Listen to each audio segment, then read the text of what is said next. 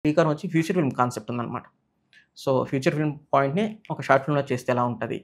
ఏంటి ఓకే. అనుకున్నప్పుడు friend తెలిసినన్ని amount పెట్టాడు రాజేష్ అని. సో, ఇంకా అక్కడి నుంచి శ్రీకారం షార్ట్ ఫిల్మ్ పెట్టుకొని అప్పుడు చేసాం. చేసిన వెంటనే కంప్లీట్ అయింది. చూసిన వెంటనే 14 డీల్స్ చూసారు. చూసిన వెంటనే పిలవడం, సినిమా ఇచ్చారు. టకటక అయిపోయింది. కానీ సినిమా పట్టాలెక్కి రిలీజ్ అయ్యే టైంకి బాగా టైం చాలా పట్టింది. టైం పట్టేసింది. అవును. సో, లిటరల్లీ చెప్పాలి అంటే నాకు అగ్రీమెంట్ అయిన డేటు ఆహ్, మార్చ్ 12థ్ 2017. మూవీ రిలీజ్ అయింది వచ్చేసి మార్చ్ 11థ్ 2021.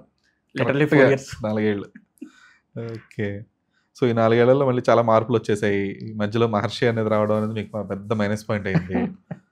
ఆహ్, సో, అంటే చెప్పలేం. అంటే ఒకేసారి కొంతమందికి సేమ్ థాట్ ప్రాసెస్ రావడం అనేది చాలా చాలా సార్లు జరుగుతుంది. ఒక్కోసారి ఒకటే రోజు రిలీజ్ అయ్యే సినిమాలు కూడా ఇంచుమించుగా సిమిలర్ ప్లాట్ లైన్స్ ఉన్నాయి కూడా చాలా అది సందర్భాలు చాలా ఉన్నాయి.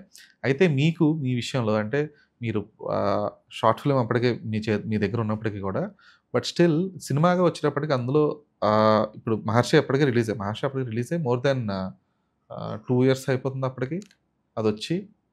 అది 2019 మే 9థ్ అండి అది. హా! సో, 19 తర్వాత అంటే మీకు తర్వాత ఈ లాక్‌డౌన్ పీరియడ్ వల్ల ఇదొచ్చినా గూడా సో, అంటే మీకు ఎఫెక్ట్ పడదని ఆబ్వియస్‌గా మీకు అప్పటికే తెలిసుంటది కదా! తెలిసింది. అందులోన వీకెండ్ ఫార్మింగ్ ఇవన్నీ గూడా అందులోనే వచ్చినియి సబ్జెక్ట్స్ కాబట్టి అని జెప్పేసి. సో, అంటే 'శ్రీకారం' సినిమాకి ఆ 'మహర్షి' తాలూకు ఛాయలనేవి కనిపించకుండా చేయడానికి మీకు వీలు కుదరలేదా? లేదా ఏంటి? లేదండి ప్రయత్నం చేశానండి. ఆ టైంలో హ్మ్. మళ్ళీ దాన్నే వేరే యాంగిల్ సైడ్ నుంచి ట్రై చేసాం. హ్మ్. అనుకోకుండా 2020లో 'భీష్మ' వచ్చింది మళ్ళీ. హ్మ్. 'భీష్మలో' అది entertainment project I mean subject అయినా కూడా కొన్ని కొన్ని ఫార్మింగ్ ఎలిమెంట్లు తీసుకుంటూ అవును. వచ్చారు. ఆ ఎలిమెంట్లు మా దాంట్లో గట్టిగా ఉన్నాయి. సో, ఇంక అక్కడ నేను ఏం చేయలేకపోయాను. ఓకే. నా దగ్గర ఉన్నటువంటి సోర్సల్ ఒకటేనండి. నా మేకింగ్ అండి. హ్మ్. సో, కొంచెం ఆర్గానిక్ స్టైల్ ఆఫ్‌లో కావచ్చు, చిన్న నేచురల్ కైండ్ ఆఫ్ క్యారెక్టర్ ఉండడమైనా కావచ్చు.